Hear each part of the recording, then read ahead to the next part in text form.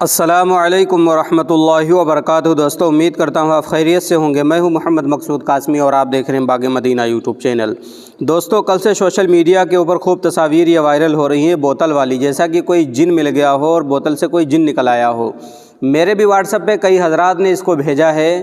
ایک صاحب ہیں، ایک میرے دوست ہیں، انہوں نے مجھے واٹس ایپ پہ بھیجا تو میں نے حیرت سے اس کو جب کھولا تو دیکھا کہ اس کے اندر وہی بوتل کا منظر تھا۔ کسی بوتل کے اندر خانہ کعبہ کی تصویر ہے تو کسی کے اندر مینار کی تصویر ہے، کسی کے اندر کچھ تصویر ہے۔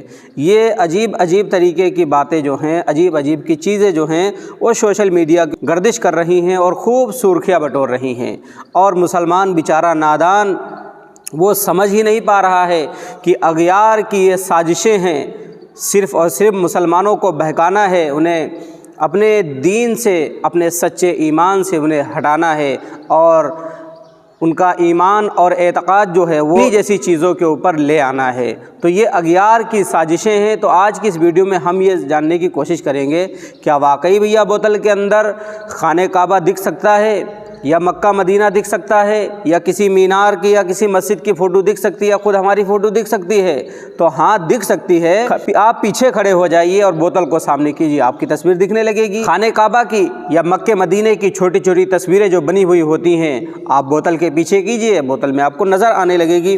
تو اس طریقے سے لوگ شیئر کر رہے ہیں جیسا کہ بہت بڑا خدا کا کوئی کرشمہ ہو گیا ہو، دنیا کے اندر بہت بڑا کوئی عجوبہ ہو گیا ہو۔